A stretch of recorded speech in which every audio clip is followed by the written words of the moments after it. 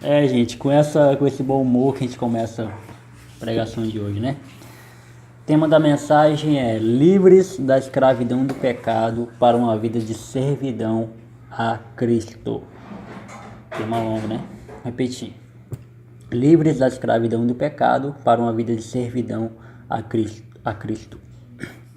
Escravidão e servidão têm o mesmo sentido. Só que quando você fala escravidão, o sentido é mais forte, né? A palavra é mais pesado no sentido negativo. Quando se fala servidão, é algo mais positivo, né? Algo você servir alguém é mais bonito do que você ser escravo de alguém. E é sobre essa ótica que a gente vai trabalhar hoje. Romanos 6. Ânimo, né? Falta apenas 10 capítulos aí para gente terminar o livro de Romanos. A gente vai até novembro, mais ou menos, expondo o livro de Romanos. Praticamente a série vai pegar todo o nosso ano, nosso calendário, né? 23 versículos, eu já coloquei na cabeça que quando os versículos são muito longos, a gente vai ler compartilhado. Quando for menos de 20 versículos, eu leio sozinho, mas quando é mais de 20, que é o caso dos 6, a gente vai ler compartilhado. Beleza? Vamos começar pelo Marcos. Aí, Marcos Micael aqui, pá.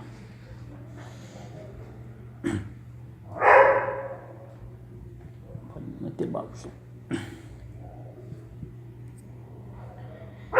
Que diremos, pois? Permaneceremos no pecado para que abunde a graça? De maneira nenhuma. Nós os que morremos para o pecado, como podemos continuar vivendo nele?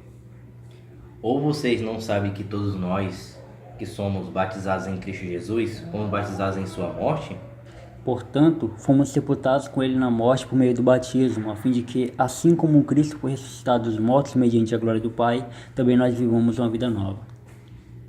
Porque, se temos sido unidos a ele na semelhança da sua morte, certamente também o seremos na semelhança da sua ressurreição. Pois sabemos que o nosso velho homem foi crucificado com ele, para que o corpo do pecado seja destruído e não mais sejamos escravos do pecado. Pois quem morreu foi justificado do pecado. Ora, se morremos com Cristo, cremos que também com ele viveremos. Sabendo que, tendo Cristo ressurgido dentre os mortos, já não morre mais. A morte não mais tem domínio sobre ele. Porque morrendo, ele morreu para o pecado uma vez por todas, mas vivendo, vive para Deus. Da mesma forma, considerem-se mortos para o pecado, mas vivos para Deus em Cristo Jesus. Portanto, não permitam que o pecado continue dominando seus corpos mortais, fazendo que vocês obedeçam aos seus desejos. Nem tampouco apresenteis os vossos membros ao pecado como instrumentos de iniquidade, mas apresentai-vos a Deus como redivivos dentre os mortos, e os vossos membros a Deus como instrumentos de justiça. Pois o pecado não os dominará, porque vocês não estão debaixo da lei, mas debaixo da graça. Então, vamos pecar porque não estamos debaixo da lei, mas debaixo da graça? De maneira nenhuma. Não sabem que, quando vocês se oferecem a alguém para lhe obedecer como escravos, tornam-se escravos daquele a quem obedecem, escravos do pecado que leva à morte ou da obediência que leva à justiça? 17. Mas graças a Deus que, embora tendo sido servos do pecado, obedecestes de coração a forma de doutrina a que fostes entregue. Vocês foram libertados do pecado e tornaram-se escravos da justiça. Falo isso em termos humanos, por causa das suas limitações humanas. Assim como vocês ofereceram os membros dos seus corpos em escravidão à impureza e à maldade que leva à maldade, ofereçam-nos agora em escravidão à justiça que leva à santidade. Quando vocês eram escravos do pecado, estavam livres da justiça. E que o fruto tinheis então das coisas que agora vos envergonhais, pois o fim delas é a morte. Mas agora que vocês foram libertados do pecado e se tornaram escravos de Deus, o fruto que colhem leva à santidade, e o seu fim é a vida eterna. Pois o salário do pecado é a morte, mas o dom gratuito de Deus é a vida eterna em Cristo Jesus, nosso Senhor. Amém. Só o Marcos do contra, né? Todo mundo com a NVI, o Marcos tá com a tradução da tua Bíblia? NVT? Isso aí não. Tem não aí. A do Marcos é diferente. Qual é a diferença de NVI e NVT? A NVI é nova versão internacional. É a mais atualizada. A linguagem. Atualiza aí, mano. A do Marcos é Eu NVT. prefiro mais antiguinho pra você. É hebraico original. O Marcos gosta de Coloca lembrar. lá pra O Marcos gosta de lembrar-vos, esclarecer-vos. Em latino, não. Top, né?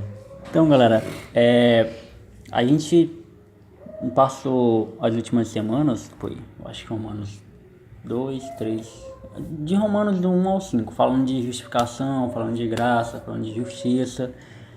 E agora a gente já vai começar a tocar em assuntos mais conturbados, né? Que é em relação ao pecado. Perguntaram para mim nessa semana, né? Se eu gostava do livro de Romanos. Eu falei, minha filha, não só gosto, como eu amo. Se eu pudesse escolher somente um livro da Bíblia para ler todos os dias, era Romanos. Porque resume tudo. É um resumão da Bíblia, está em A gente Romanos. já leu esses versículos aqui alguma vez, não foi? É para dar tulipe, para falar de depravação total, Não, justificação. mas foi recente, eu lembro, porque a gente falou de escravos de Deus. Não foi, mas foi da série de mensagens. Foi, né? Foi da Marília Mendonça. Eu até tava comentando com o pessoal um dia desses em relação a isso que tu perguntou. Ah, tá. E então, o livro de Romanos, ele faz um backup, né, aí das coisas que são faladas na Bíblia em relação ao pecado, salvação, justificação. E o apóstolo Paulo fala aqui em relação ao pecado. Mais uma vez, contextualizando o público-alvo do apóstolo Paulo. Um público meritocrata. Um público que acreditava que por muito fazer, muito receberia. Né? Por muito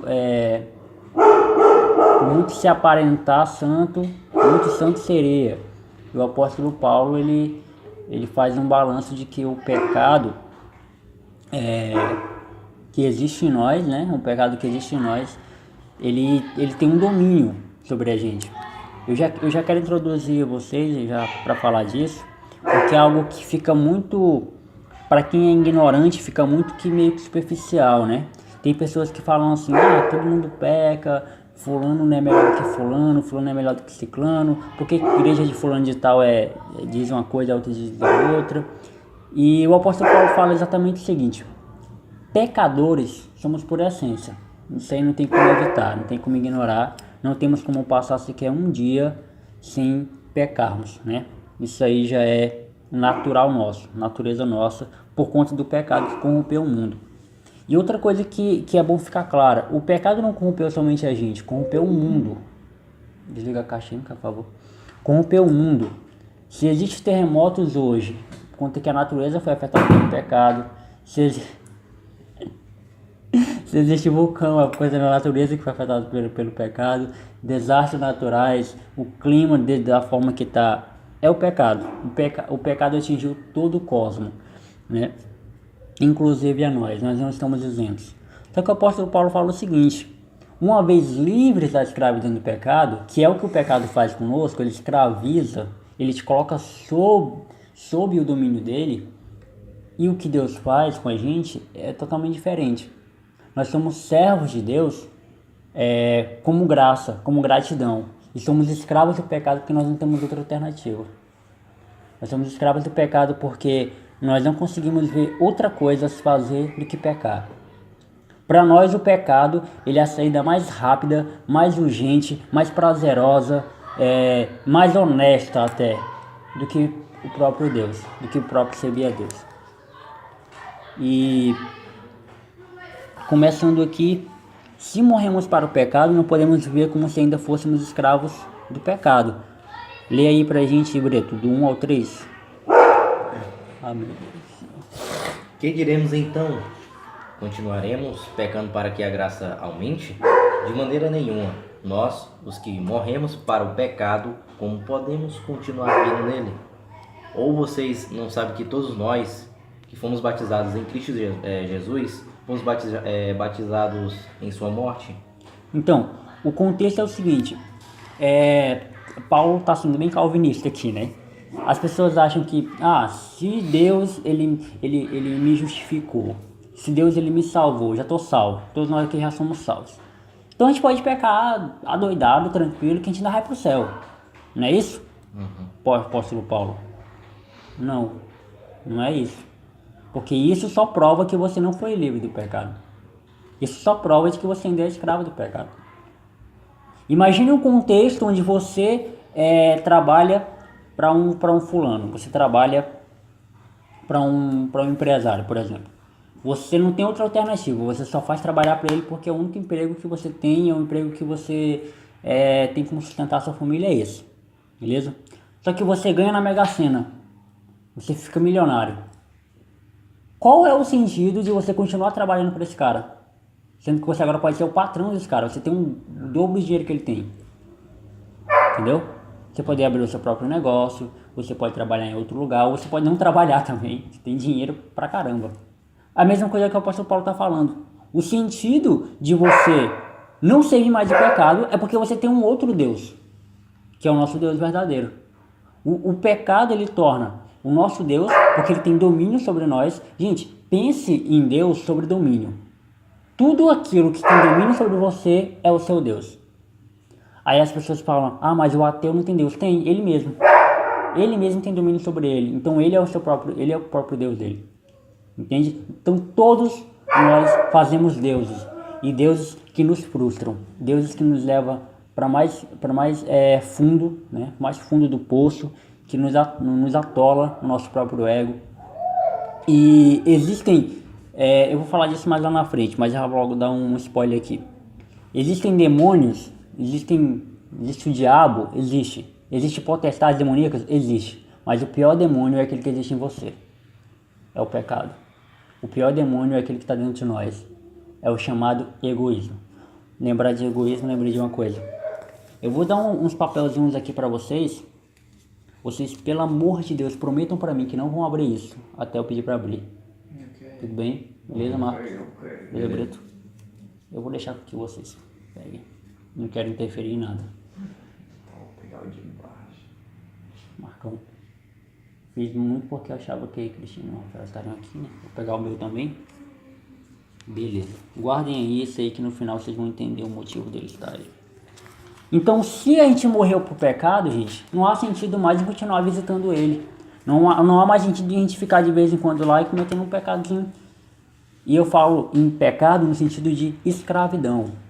Porque nós não temos como nos livrar do pecado. Nós vamos continuar sendo pecadores. Independente do que aconteça. Independente de quantas adoração livre a gente venha. Independente de quantas vezes a gente ora e jejua por dia. Nós continuaremos pecadores. Porém, não mais escravos dele. A escravidão do pecado é algo característica de quem não conhece a Cristo. Quem conhece a Cristo é servo de Deus. Tem uma nova identidade. O apóstolo Paulo vai falar disso mais lá na frente. Tem uma nova identidade. E a pergunta dos romanos era essa. Beleza, Paulo.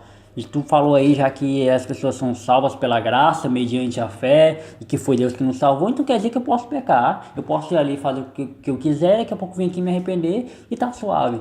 Fala, mano, isso só prova de que você não foi salvo coisa nenhuma. Tá querendo enganar quem com esse teu discurso? A Deus você não engana. Tá querendo enganar você mesmo? Entendeu? Então não há sentido em você continuar escravo do pecado e ao mesmo tempo dizer que nasceu de novo. Né? Ou são incompatíveis essas coisas. Ou você nasceu de novo e não é mais escravo do pecado, ou você é escravo do pecado e não nasceu de novo coisa alguma. Olha o que Calvino comenta aqui. Pela graça de Cristo estamos mortos para o pecado. Portanto, é falso sustentar que aquilo que abole o pecado lhe injeta maior força. A verdade, ao contrário disto, reside no fato de que os crentes nunca são reconciliados com Deus sem que recebam antes o dom da regeneração. Isso é importante falar. Eu vou tentar traçar aqui uma imagem para vocês entenderem. Aqui somos nós, depravados, né?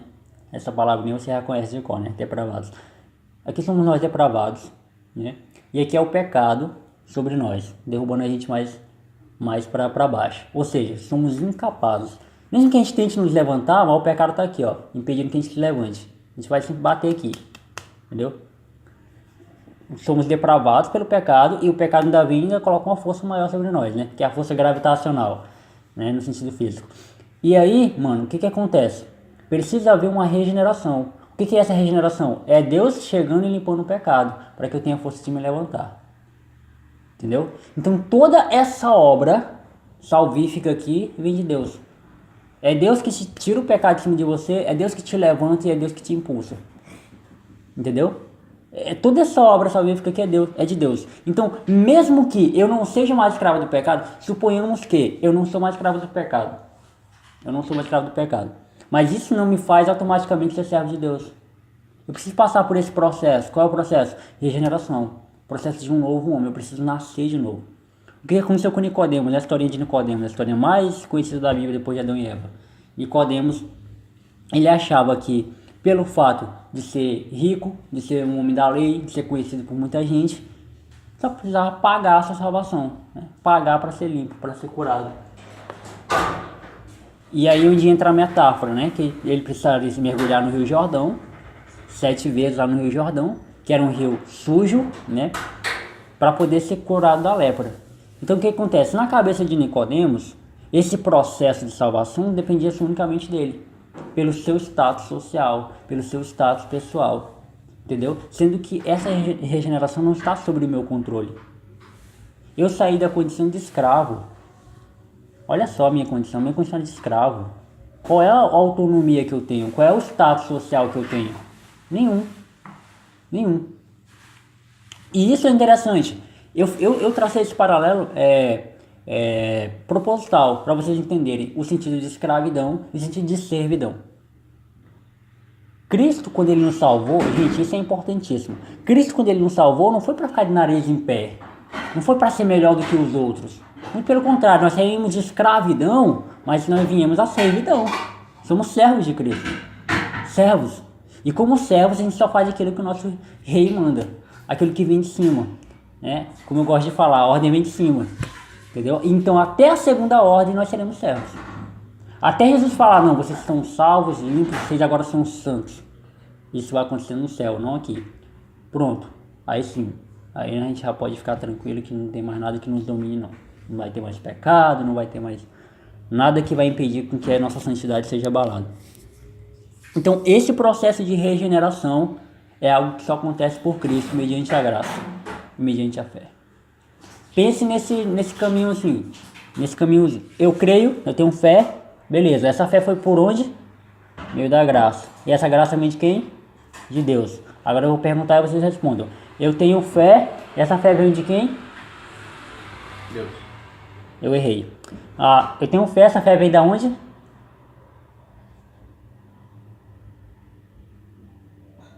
A fé vem da graça. Da graça. E quem é que proporciona a graça? God. Deus. Eu quero um coral, gente. Vamos lá. Eu tenho fé e essa fé vem da onde? Da graça. Marcos. Da onde? Da graça. E quem é que proporciona a graça? Deus. Pronto. Matamos a pau. Essa parte que eu edito pra ficar só o final. Micael, lê aí o versículo 4. Alright. Posso ler em inglês? Não. Tá bom. Ok. Portanto, fomos sepultados com ele na morte por meio do batismo, a fim de que, assim como Cristo foi ressuscitado dos mortos mediante a glória de Deus, também nos vivamos uma vida nova. Cara, vida nova. Isso é interessante falar. Vida com Deus significa uma vida longe do pecado. Longe do pecado. Como é que eu reconheço que alguém é servo de Deus? Como é que eu reconheço que alguém nasceu de novo? Quando eu vejo que na vida dele, o pecado, ele é a pontinha do iceberg. Ele é algo tão imperceptível, sabe, que eu preciso conhecê-lo ele profundamente para saber que ele é pecador. Porque quando nós vivemos com Cristo, vivemos em Cristo, o pecado, gente, ele tem que ser algo de vacilo. É até clichê falar isso. Todo mundo fala isso, né? Mas é a pura realidade. O nosso pecado, ele tem que ser um pecado de vacilo. Entendeu? Ele tem que ser um pecado que... Um dia desses eu tava conversando com a menina. Um dia desses não, foi ontem. Tava conversando com ela, ela pegou, tava ela e um outro amigo nosso, né? Ela pegou e soltou uns palavrões lá com ele. Eu falei, meu amor, você é tão fofa falando esses palavrões, mas desculpa, é que sai. Então o nosso pecado tem que ser assim. É um pecado que saiu. É a nossa natureza, gente. É a nossa natureza pecaminosa que nos faz pecar. Mas não é algo que eu tenho prazer e que todos os dias eu vou acordar com aquele pensamento de pecar. Nós não podemos mais pensar assim. Nós não podemos mais pensar, amanhã eu vou ali, eu mato um cara, depois de matar um cara eu xingo minha mãe e eu bato na minha irmã. Tá tudo esquematizado já, amanhã eu vou acordar com esse pensamento. É claro que eu tô sendo bem exagerado, mas vocês estão entendendo, né? O conceito de pecado. A mentira, né? Gente, vocês já passaram por isso, vocês já planejaram uma mentira? Isso é um pecado que não pode mais haver na vida de vocês. Planejar uma mentira. O Brito me chamou para ir pro jogo do Atlético, mas eu não vai dar de ir, então eu vou falar para ele que no dia do jogo eu vou ter que ir lá para casa do Marcos. O Marcos me chamou lá que vai ter o aniversário do tio, avô do primo dele. E eu não posso faltar esse compromisso, então eu vou falar pro Brito, eu vou ligar pro Marcos confirmar caso o Brito, né, pergunte para ele. Isso é planejar uma mentira, gente. Esse pecado aí não pode mais haver em nós. Repreenda esse pecado, que nem o Brito fala, em nome de Jesus, na sua vida. Esse pecado aí, você não é mais escravo dele. Você não é mais escravo desse pecado. Planejar um imprevisto. Olha que coisa arbitrariamente suja, né? Imprevisto, o próprio nome já diz, é imprevisto, não tem como planejar um imprevisto. Mas a gente consegue planejar um imprevisto, né? Como é que a gente planeja um imprevisto? A gente tem um compromisso 2 horas na casa da Aline. 2 horas na casa da Aline. E o combinado foi sair da casa do Jonathan 1 hora. Só que aí, como eu não quero ir para esse compromisso, eu vou sair de casa meio-dia. Que aí eu sei que não vai dar tempo com o domingo, eu sei que não vai dar tempo de eu chegar na parada e pegar o ônibus a tempo, eu não vou chegar na casa do Jonathan 1 hora. Então eu vou sair meio-dia e qual é a desculpa que eu vou usar? Eu até fui, cheguei até o terminal. Só que quando eu cheguei no terminal já era 1 hora, não dava mais tempo de ir, Jonathan. Não, mas a gente tá de carro, a gente passa aí, a gente pega. Agora não dá, que eu já peguei o ônibus voltando pra casa. Isso é planejar o imprevisto. Você vende a ideia de que você tá preocupado, que você tá motivado, que você quer ir, sendo que você não tá coisa nenhuma. Você planeja não ir. Entendeu? É isso que eu planejei pra você, planeja não ir àquele local. Giovanni, chamei o Giovanni pra ir pra pelada sábado passado e o Giovanni saiu daqui 7 horas. Sendo que a pelada começava 8. Um sábado, saiu daqui 7 horas, não tem como, né, filho? Chegou no terminal, voltou pra casa. Entendeu? Isso é planejar o imprevisto, gente. Você não quer pousar de vacilão, né? Você quer vender uma ideia de que você está preocupado com o evento, mas você não está preocupado com coisa nenhuma. E cara, vida com Deus, ela significa uma vida que o pecado ele não tem mais domínio sobre nós. Esse domínio do pecado, que é o que nos escraviza, ele tem que ser retirado. Isso não totalmente, mas aos poucos. Ele tem que ser. Por isso que eu falo, gente, pecado ele tem que ser tratado para que ele possa ser eliminado totalmente da sua vida. Porque enquanto a gente camuflar pecado, enquanto a gente achar que pecado é uma coisa relativa, de que eu não, de tá tranquilo, todo mundo faz isso, o fato de todo mundo fazer isso, gente, não significa que tá certo, não. O fato de que todo mundo faz isso aqui não significa que é correto. O oposto também é verdadeiro. O fato de que ninguém faz não significa que não tá certo. Entende? Então, uma coisa que eu quero que vocês compreendam hoje. O pecado que existe em nós, ele tem que começar a ser tratado ontem. Você tem que identificar, e não existe pessoa melhor para identificar isso que você mesmo. Gente, isso aqui me faz mal, isso aqui não combina com a minha identidade. Sabe quando você faz alguma coisa que você olha e fala, não, isso aqui não combina comigo?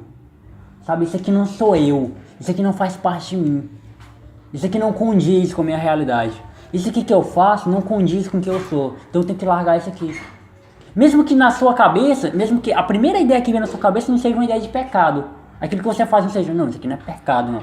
Mas que não combina com você, já diz tudo que não é pra você fazer. Não faz parte da sua identidade. Mano, eu tenho muitos amigos que têm tatuagem, por exemplo, o Thiago. E o Thiago é lindo, né? Mas em mim, não combina comigo, sabe? Nele é top, nele é legal, nele é tranquilo. Mas em mim não combina. A mesma coisa, são certos pecados, são certas atitudes nossas que não combinam com a gente. Não precisa ser nutrida. Não precisa ser nutrida. Temos que abandonar. Paul acha, eu não sei falar sobre o nome desse cara, eu vou falar Paul. Ele fala assim, uma vez que somos nascidos de novo, ao ouvirmos todos pecaram, nós deveríamos cair de nossas cadeiras em adoração a Deus, agradecendo por tão grande salvação, pois Ele nos livrou de algo terrível. Esse algo terrível é o inferno. Né? Então, esse todos pecaram, que inclui nós também, né? A gente tem que compreender, gente, que nós somos salvos da ira de Deus. Pense em você sendo salvo da ira de Deus. É algo tremendo, é algo lindo. E isso também é uma aplicação para a sua vida. Aqueles momentos ruins, aquelas coisas ruins que acontecem com a sua vida, ela não significa que Deus te abandonou, porque você foi salvo da ira de Deus. Então tudo de ruim que acontece com a sua vida são circunstanciais, mas que Deus está ao teu lado. Deus, ele está ao teu lado, ele joga no seu time, ou você joga no time dele. Você joga no time dele, então ele nunca vai se irar contra você. Ele nunca vai colocar um peso sobre você para ver se você larga ele ou não. Ele não vai fazer esse teste psicológico com você. Só que Jesus mesmo, quando ele ainda estava aqui, né, ele falou isso sendo homem. Ele falou isso já no final de sua carreira. Ele falou: no mundo tereis aflições. Então a gente não está isento, não. A gente está bem informado. A informação foi passada para a gente com sucesso. Nós estamos cientes de que essa vida, como eu já falei no início, que é uma vida corrompida pelo pecado, é um mundo corrompido pelo pecado, onde tudo é podridão. Nós estamos sujeitos a falhar, nós estamos sujeitos a doenças, a aflições, a desânimos, a tudo que não presta. Mas a gente tem que ter bom ânimo. Beleza? Marcos, lê aí pra gente o 6, o 7 e o 8.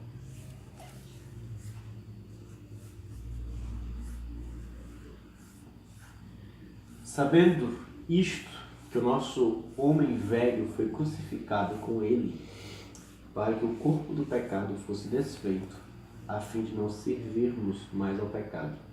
Pois quem está morto está justificado do pecado. Ora, se já morremos com Cristo, cremos que também com ele viveremos. O teu 6 aí, Brito, depois de destruído, e não mais sejamos... Crucificados. Não mais sejamos o 6. Escravos. O do Marcos está servir, né, Marcos? 6. Servimos. Viu? A fim de não servirmos. A fim de não servirmos mais ao pecado e a fim de que não sejamos mais escravos do pecado. Pecado. E é a mesma coisa, né? Servir ao pecado e ser escravo do pecado. Lembra que eu falei sobre a natureza, sobre a identidade? Acabei de falar isso. A nossa natureza pecaminosa, ela não pode mais definir quem nós somos. Coloca isso, fixa isso na tua cabeça. O pecado que existe em nós não pode definir quem nós somos. É por isso que eu sempre falo, eu não vou cansar de falar isso aqui. Não deixem com que as pessoas digam quem você é. Porque o nosso pecado, ele não pode definir quem a gente é. Não pode. Nem o nosso pecado e nem as nossas glórias também. Nenhuma nem outra. Tem que ter um equilíbrio aí. Esse equilíbrio se chama graça. O equilíbrio é graça. O equilíbrio é fé. O equilíbrio é Cristo. Então essa nossa natureza pecaminosa, os pecados que nós cometemos de vacilos e mais vacilos, ele não pode definir quem a gente é. Ele não tem que ser algo arbitrário, ele não pode ser algo que vá decidir, no fim das contas, que o Micael é isso, que o Marcos é isso, que o Brito é isso. O Brito foi arrogante lá, ele foi ignorante lá com a circunstância do prédio dele. Ah, o Brito é exagerado. O Brito é isso. Não. A gente não pode deixar com que as pessoas venham definir quem nós somos por conta do nosso pecado. E é o que as pessoas mais gostam de fazer. Gente, quando as pessoas falam que fulano gosta de julgar fulano, que as pessoas nos julgam, é nesse sentido, é que as pessoas pegam o nosso pecado, pegam o nosso erro, pegam o nosso vacilo e dizem que a gente é conforme aquilo. É isso. Não é que as pessoas nos julgam porque elas são más, ou porque elas querem ver o nosso fim, porque elas querem ver o nosso fracasso. Não. Elas julgam um pecado nosso. A gente não tem nem o que recorrer, porque realmente a gente é pecador mesmo.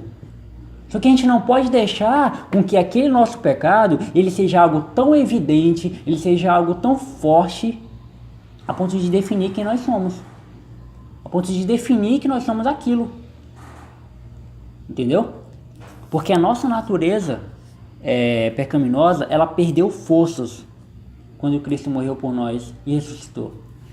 Né? O versículo 6 ele deixa claro: sabemos que o nosso velho homem foi crucificado com ele, para que o corpo do pecado seja destruído e não mais sejamos escravos do pecado. Pois quem morreu foi justificado do pecado. Cara, Imagina, Cristo não tinha pecado nenhum. Nenhum. Então o sentido de Cristo morrer por nós é exatamente esse. Livrarmos nós da escravidão do pecado. Livrar a gente da condenação do pecado. Porque é só isso que o pecado faz. O pecado ele te escraviza, ele te julga, te aprisiona e te condena. Ele faz tudo isso. Ele faz tudo isso. Entendeu? E agora eu vou chegar ao ponto que eu queria falar sobre os demônios, né? Existe um mundo espiritual onde existe demônios, onde existe o Satanás, o capiroto, sei lá mais sei das quantas. Existe.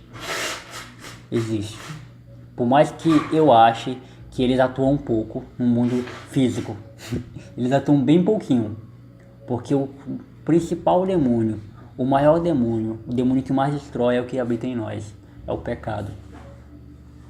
É o pecado. Você deveria temer você mesmo todas as vezes que você olha no espelho, que você é o maior demônio que você vai ver no dia. Pesado, né? Mas isso é o que nós somos, gente. Demônios. Oh my God. Isso é o que nós somos. Sabe quando a gente olha... Vamos lá. Eu vou deixar bem claro isso aqui. Sabe quando a gente olha para aquela fulanazinha depravada, aquela menina que coloca a bermuda dentro do útero e fica requebrando? Quando a gente vê aquele cara cheio de tatuagem, uma lágrimazinha aqui no olho, fazendo o sinal lá da facção, e a gente acha que ele é o cúmulo do pecado, sabe? Imagine você naquela situação. Você é um demônio daqueles. Você é um pecador daqueles, sabe? E se não for pior. Porque o que define a gente como pecador não é a quantidade ou o pecado que cometemos. É o fato de que a nossa essência é pecaminosa. É isso. O pecado que você vai cometer, isso aí é uma outra coisa. Isso aí é um segundo plano. Mas quem você é, por essência, o pecado que existe em você, que você não consegue ter controle, já deixa claro que você é pecador, que você não tem forças. E só Cristo para te livrar. Só Cristo para te livrar da condenação do pecado. Só Cristo para te livrar da morte que o pecado proporciona, né? Tá acabando já. Calvino fala o seguinte: Paulo está referindo-se a toda a nossa natureza, a qual trazemos do ventre materno. O pecado que Paulo está se referindo é esse. E a qual é tão incapaz de receber o reino de Deus, que precisa morrer na mesma proporção que somos renovados para a verdadeira vida.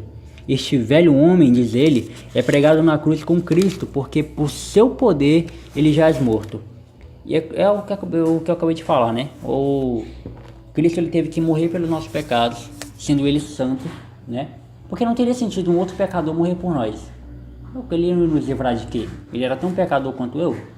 Então teria que um santo morrer, né? O próprio Deus morrer. A história do cristianismo ela é mais linda por conta disso. É a única religião onde o próprio Deus morre e dá a sua vida por pecadores, né? E não só isso, como ele salva os pecadores com a sua própria morte. Isso é muito lindo. Só para salientar, Brito, lê aí o 9, o 10 e o 11. Pois sabemos que, tendo sido ressuscitado dos mortos, Cristo não pode morrer outra vez. A morte não tem mais domínio sobre ele. Porque morrendo, ele morreu para pecar, para o pecado uma vez por todas, mas vivendo, vive para Deus. Da mesma forma, considerem-se mortos para o pecado, mas vivos para Deus em Cristo Jesus. Mais claro do que isso, só a água, né? Não podemos mais viver sobre as ordenanças do pecado. A gente agora serve a Deus. Como servos de Deus, a gente tem que ser pessoas que vai para onde Deus mandar e não para onde o pecado mandar a gente. Entendeu? Isso é algo, gente, que fica um pouco que confuso quando as pessoas têm... A gente ainda vai chegar em Romanos 14. Romanos 14 vai deixar isso bem claro, mas eu vou logo dar um spoiler aqui de Romanos 14. Aquelas discussões vazias que as pessoas têm né, em ficar procurando dizer, beber é pecado, fazer tatuagem é pecado, ouvir música do mundo é pecado, essas coisas assim, pá. Isso aí são todas as coisas definidas pelo pecado, sabe? São coisas que, por exemplo, eu quero que fulano diga pra mim que é errado, pra eu pegar um versículo bíblico que diz que isso é pecado e eu julgar o meu irmão. Entendeu? Então, por mais boa que seja a minha intenção, mas a minha intenção tá podre, né? É como as pessoas dizem, de boa intenção o inferno está cheio, né? Porque as pessoas querem te condenar, para que você, ao fazer isso, as pessoas possam te julgar, né? Sendo que o ponto é o seguinte: para quem eu sirvo agora? Eu sirvo a Deus. Então tudo que eu for fazer, ele tem que passar pelo filtro de Cristo, ele tem que passar por Deus. Se Deus, ele me permite fazer isso, eu faço. Se ele não me permite, eu não faço. E pronto, acabou. Não existe uma terceira opção, uma terceira alternativa.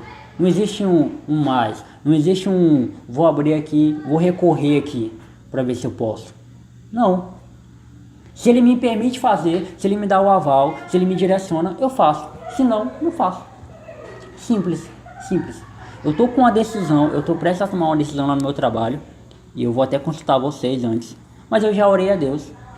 Eu já conversei com Deus sobre o desejo do meu coração. E aí eu vou conversar com os meus amigos. Se meus amigos falarem que tá beleza, é porque Deus tá falando que tá beleza. Se Deus falar que não tá, se meus amigos falarem que não tá beleza, aí eu saio fora. Porque é a prova de que Deus está falando através dos meus amigos que não. E esse é o filtro da graça, gente. Esse é o filtro da graça. Quando vocês estiverem em dúvida, olha aí um conselho assim básico. Já vai até para o status do WhatsApp, hein? Quando vocês estiverem em dúvidas sobre algo na sua vida, demonstre a Deus o desejo do seu coração. E aí depois recorra aos seus amigos, recorra à sua família. Eles serão boca de Deus para você. Não espere que você vá acordar de madrugada com um anjo saindo do céu falando: Micael, eu sou enviado de Deus. Eu ouvi a tua oração e agora eu vou te responder. Tu pode fazer isso ou não.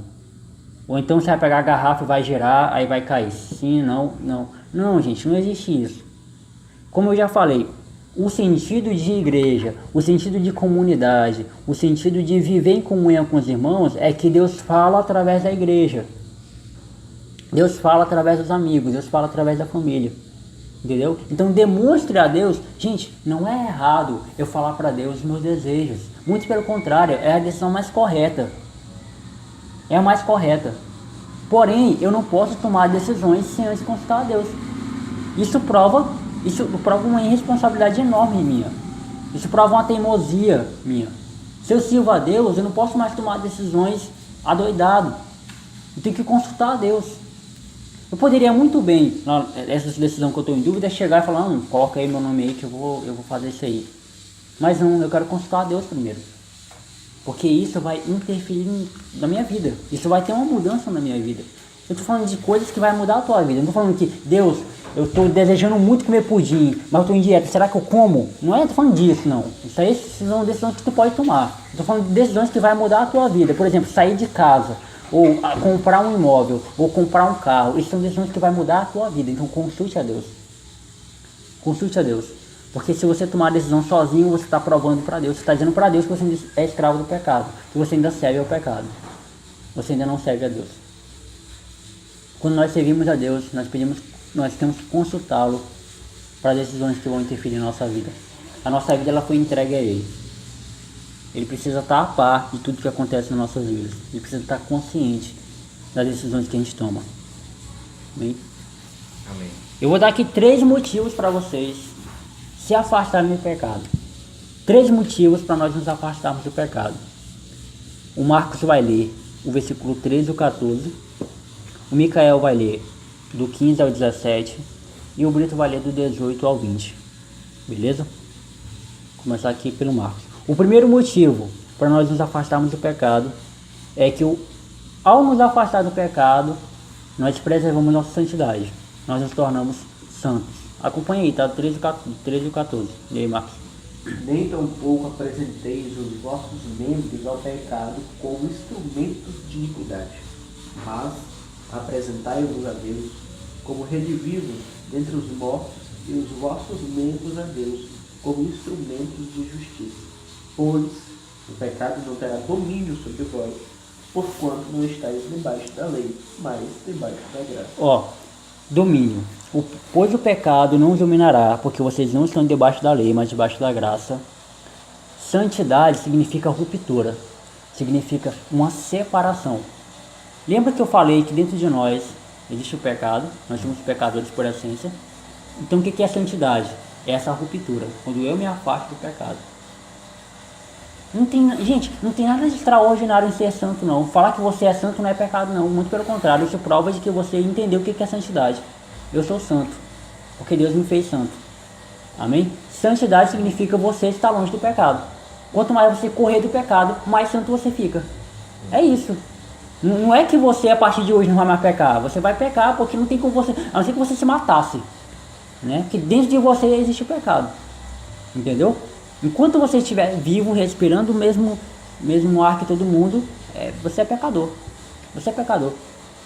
Porém, se afastar do pecado nos torna pessoas mais santas, pessoas mais compromissadas com o Evangelho.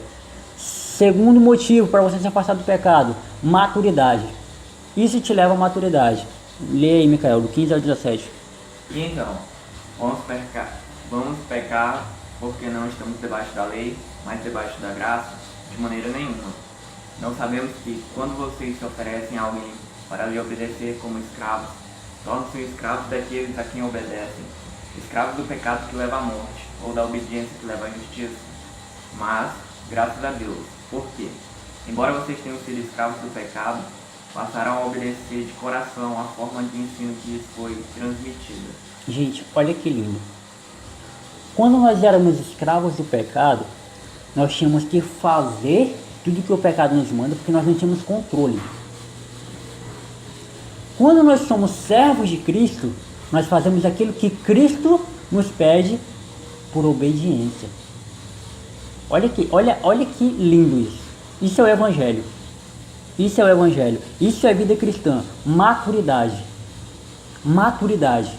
Quando eu compreendo que o único motivo por eu ainda estar vivo, o único motivo por eu ainda louvar o Senhor, o único motivo por eu estar aqui, é a graça de Deus,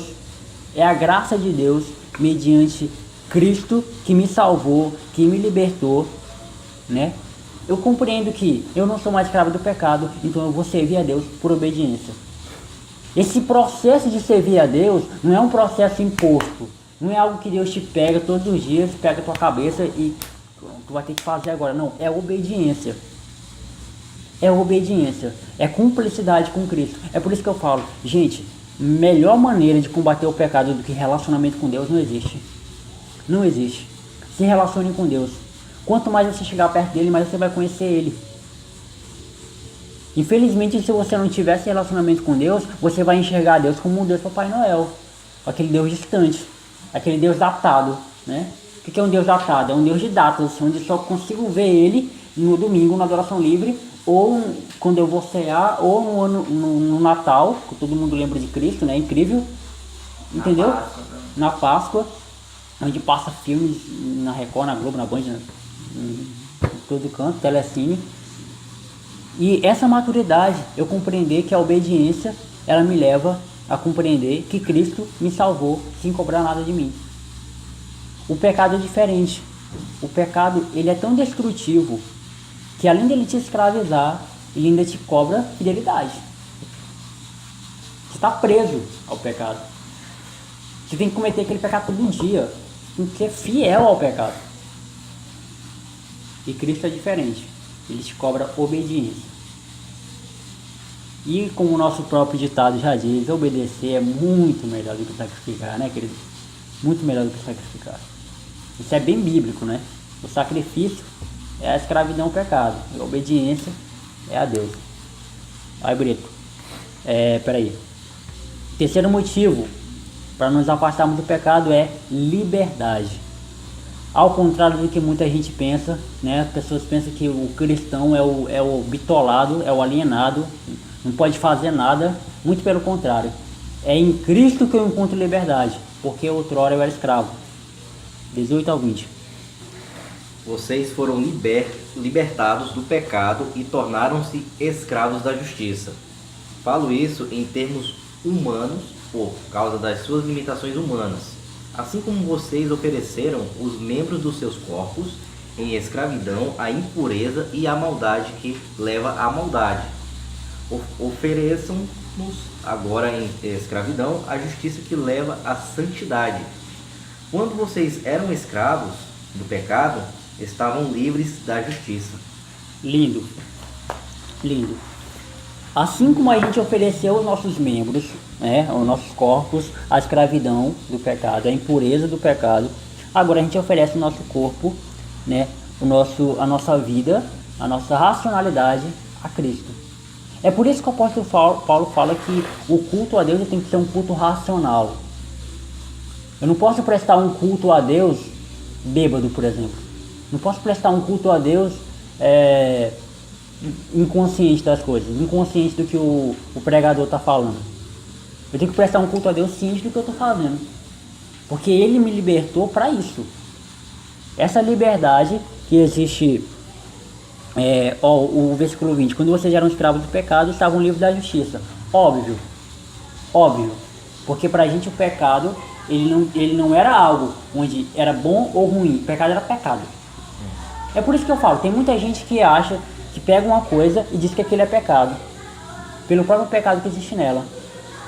É mais fácil, como eu estou falando para o Marcos agora de manhã, é mais fácil você ficar dizendo que coisa é pecado, outra coisa é pecado, outra coisa ali é pecado, do que você sentar e conversar com a pessoa e explicar o que é pecado realmente. Gente, o pecado nunca vai ser algo externo. O pecado nunca vai ser algo, decore isso, o pecado nunca vai ser essa xícara, o pecado nunca vai ser esse celular, o pecado nunca vai ser essa caneta. Não existe o pecado externo. Essa televisão ela não é pecado. O pecado ele é um ato. O pecado ele é um ato. Ele acontece quando eu exteriorizo aquilo que está em mim. O que Cristo falou lá?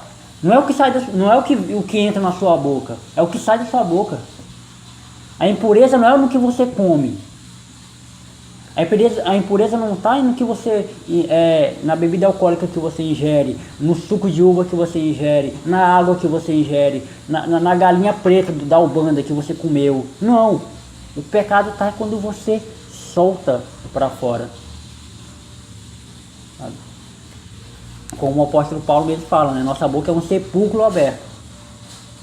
Você vê a podridão que existe dentro de nós, né? Então vocês pegaram aí, quais são os 3 motivos? Quais são os 3 motivos para nos afastarmos do pecado? Alguém lembra? Brito, fala um.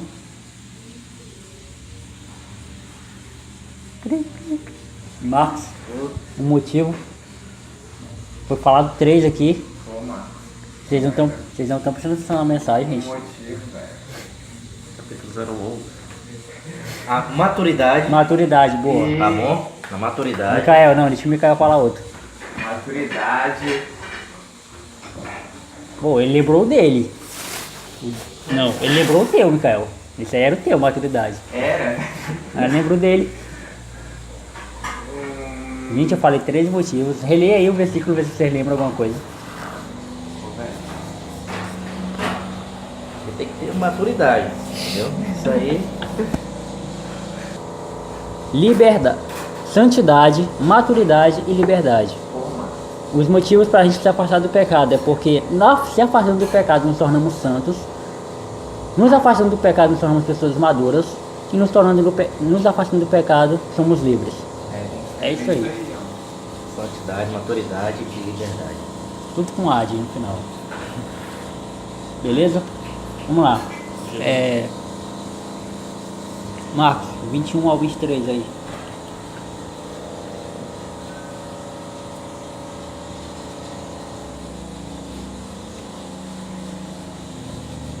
E que fruto tinhais então das coisas de que agora vos envergonhais?